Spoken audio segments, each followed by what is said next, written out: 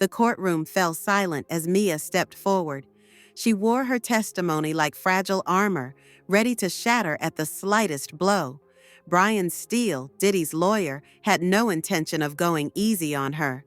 The judge gave a slight nod. Steele approached, relentless. "Did you work as an assistant around 2007 or 2008? I'm not sure of the exact year," Mia stammered. Steele raised a document. "This is your resume. It says you could handle uncomfortable situations 24/7. You wrote that, didn't you?" "I guess. I don't remember exactly." The tension thickened. Steele pressed on. "You traveled with Mr. Combs's companies?" "Yes." "And your passport was kept with the others?" "That's correct." The exchange was cold, mechanical, like a dissection. Steele changed tactics, waving a text message. "What did you send Mr. Combs for Christmas 2018? Mia read softly. "Merry Christmas, I love you." Steele leaned in. "And for New Year's?" "Same." He brandished another message. "Explain this one, where you describe a nightmare with R. Kelly, and Mr. Combs saves you?" Mia bit her lip.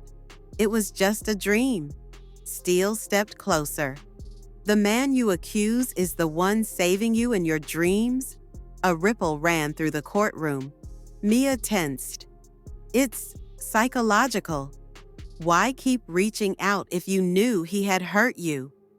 Objection. Argumentative. The judge banged his gavel. Brief sidebar.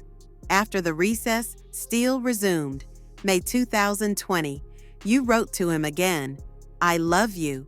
You spoke of a broken spirituality, but still declared love. Explain. Mia turned her eyes away. "It was after Kim Porter's death." Steele stared her down. "Why speak of love 5 months later, not violence?" "I couldn't." Another document surfaced. "You filmed his audition for the James Brown role, right?" "Yes." "Any footage of him mistreating you?" "Number. It was forbidden." Steele fired another text. "We had so many funny memories." "Yes." The defense questioned her silence. "Why didn't you ever write that you were assaulted?" "Because I was broken." Steele sharpened his tone. "You sued Mr. Combs. How much did you get?" $200,000. "Not $10 million? No." Steele flashed a screenshot, a tutu, an obscene gesture. "Is that you?" "It looks like me." Mia lowered her gaze. Steele pressed harder. "Why keep communicating if you were a victim?" Objection. Sustained. The judge sounded weary. "No insinuations, ask questions." Steele tried again. "You joined the Me Too movement. Was it just to grab money?" Objection. Sustained. Mia lifted her eyes, anger flashing deep within. "I was under his control. I was broken." Steele sighed and pivoted. "Why not confide in your friends? Your best friend? He monitored everything, planted trackers, hacked phones."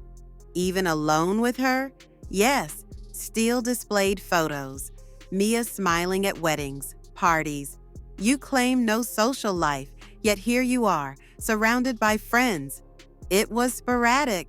Stolen hours, never freedom." Steele insisted. "You were happy, weren't you?" "At times, but the fear never left." The judge interrupted. "Break." Mia slumped in her chair. The courtroom slowly emptied, but the brutal echo of a psychological battle still hung in the air. When the session resumed, the atmosphere had shifted, heavier, more charged. Brian Steele pressed on, but every move seemed increasingly clumsy. He held up a new series of photos. Mia surrounded by smiles, family, friends, weddings, birthdays, moments stolen from a life under surveillance. "You claim you had no outside life. How do you explain these?" Mia took a deep breath. "Those moments were rare. They said nothing about what I was living through." Steele shrugged. You had time to be happy. Being surrounded doesn't erase fear. The prosecutor cut in sharply. Objection, Your Honor. The questioning is turning into harassment. The room stirred. Counselor Steele, this is your final warning, the judge said wearily. No more repetition, no more insinuations. Proceed or I'll end this cross-examination. Steele clenched his jaw. Understood. He made one last attempt. Did you discuss these events with your therapist? Under confidentiality. Steele gave a dry smile. Are you willing to waive that confidentiality? Objection. Not permissible, the judge ruled. The tension rose as Steele alluded to Mia's settlement with Diddy, hinting at financial motives. You received $200,000. You only spoke up after other lawsuits surfaced. Was it the money that motivated you? Mia held his gaze. Number. It was fear that kept me silent. Steele pivoted and threw another jab. You knew your best friend also received money? Immediate objection, followed by a stern rebuke from the judge. This court is not a circus, Counselor Steele.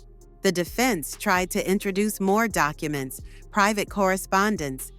The prosecutor stood up. Your Honor, this is no longer about truth. It's about humiliation. The tension in the room was palpable. All eyes turned to Mia, but she remained upright, motionless, cloaked in icy dignity. A heavy silence settled. Finally, the judge announced, "Lunch break." The jurors filed out. Mia stayed seated, frozen, while the lawyers clustered in hushed discussions. In the hallway, the air felt heavier still. The defense's strategy had backfired. It was no longer Mia who seemed on the verge of collapse, but those trying to break her. And outside, beyond the courthouse walls, the world had already begun to whisper. After the break, the courtroom returned to its tense stillness. The jurors resumed their seats. Mia returned to the stand, upright, impassive, as if she had rebuilt her defenses during the interlude. Brian Steele, despite previous warnings, tried to reignite his offensive. Let's go back to the night you claimed you saw Mr. Combs at Prince's party. You said you weren't allowed to attend. Yes. Did you wear a disguise? No. Steele frowned. Are there any photos showing a chase or confrontation that night? No. He pressed further. Any messages, notes, written evidence? None. The courtroom seemed to hold its breath. Steele leaned in. You claimed you had no time for family or friends, yet you attended events, weddings, Halloween, sporadically over 8 years, always under constraint. So you did have happy moments. They were crumbs. Steele grew agitated. Why didn't you report the abuse earlier? Mia slowly lifted her eyes. Because it was more complicated than just time. His tone sharpened. Isn't it true that, aside from a few violent episodes, you were comfortable with Mr. Combs? Mia remained calm. No. Steele pushed again. Did you ever advise your best friend to leave him? Never. Until 2024, you never told anyone he had assaulted you except your therapist under privilege. That's correct. Steele tried to conclude. You joined a so-called movement for the money, didn't you? Objection. Sustained. The judge leaned slightly forward. Counselor Steele, we are done. Mia stood still, her face unreadable, as Steele returned to his seat, visibly frustrated. The judge took a deep breath. The witness may step down. Mia slowly descended from the stand. Each step seemed weighted, but her face gave nothing away. Silence reigned.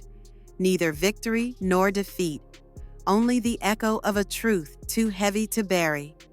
And in the hallways, among the whispers and stares, one certainty grew.